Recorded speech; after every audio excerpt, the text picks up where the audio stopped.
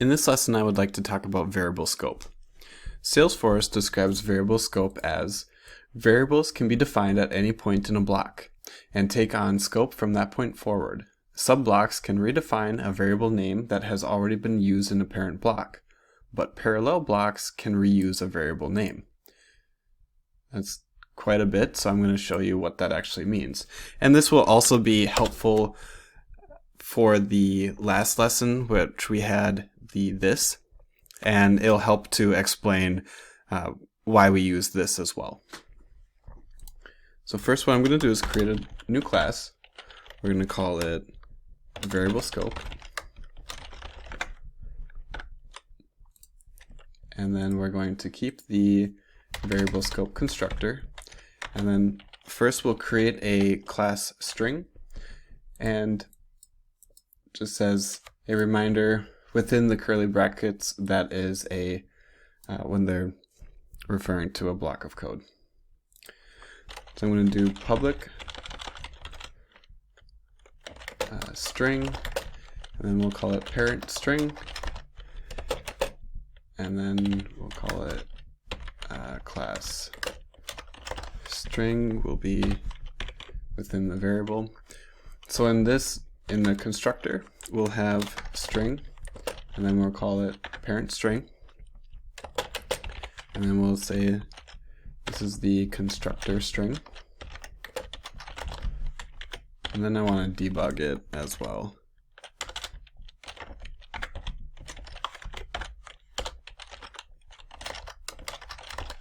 Parent string, and then we'll create another method,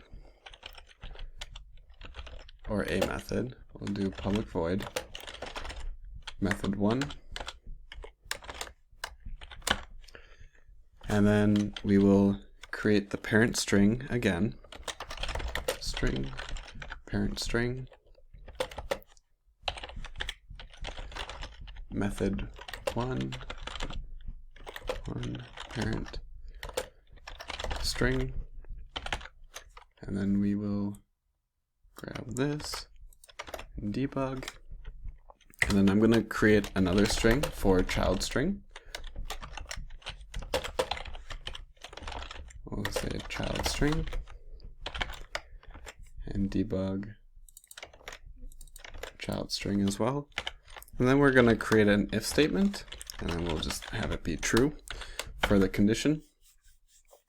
And then this is to show a subblock within the method as well. So we have two sibling blocks, and then I'll show, we'll see what happens when we have a grandchild block as well. So I'll do string, call it grandchild string, and then we'll say grandchild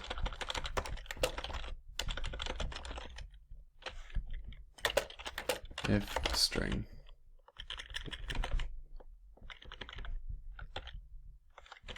And actually what I'll do as well is I'll create the child string again, just to see what happens. Child string, and then, oops, we will debug the child string and the grandchild string. And then we'll do the same thing underneath the if block. We'll create grandchild string again. So then I'll save and then deploy. Okay. And the first error that we get is right here on line 18 for this string, child string. This cannot be created again. It's saying that it's a duplicate variable because this if block is a subblock, and we already defined and created the string, the child string. We cannot create it again. So I could just have it be referencing the child string, but it would not be able to create another variable named child string. So then if I save it again, this is going to, we'll just remove this one, the debug as well, and then deploy.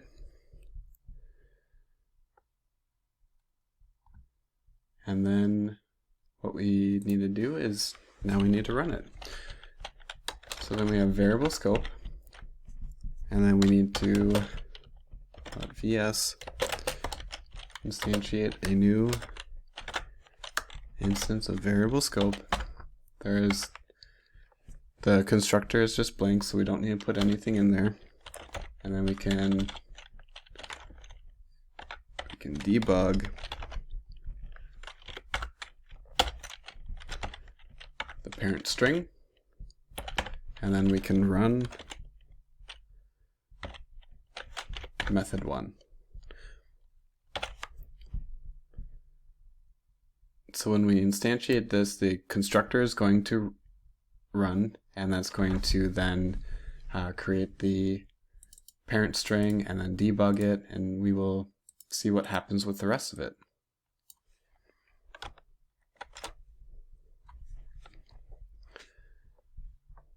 Okay, so let's go through and see what happened.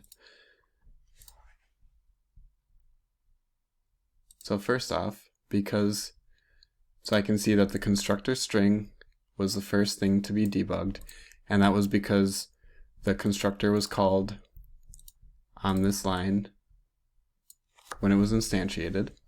And then we have the debug, which is the class string, and it's not the constructor string.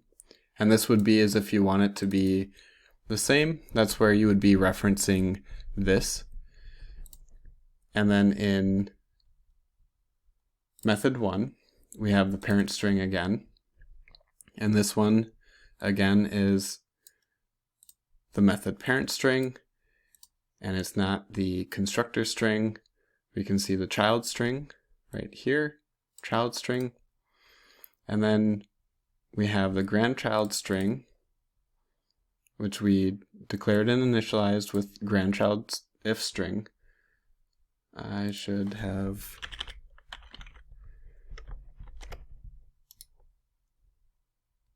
sorry, I'm going to save it real quickly and deploy and then run it again, just to show a difference within the strings.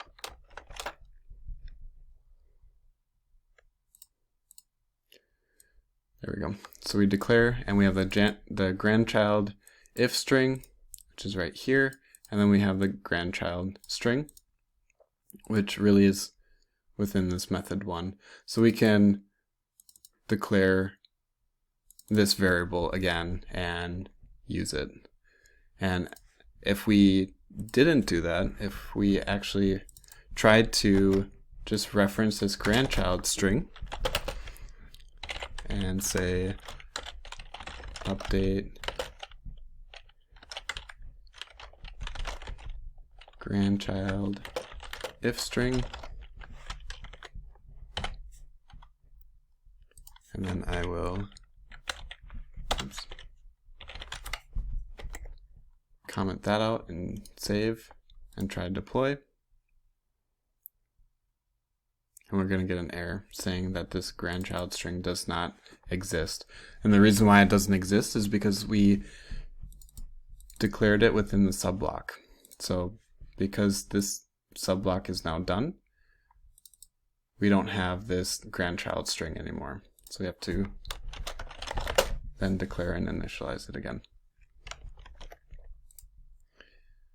And then if there was any changes within, or we use this string and made any modifications, it would not show up within here. So I hope this helps with identifying what variable scoping is, how it can be used, and potentially how it could be a little confusing depending on if you're using the same words for variables. Generally, you don't want to do that. And then if you do want to use the same ones, or you can use this in order to reference a specific one.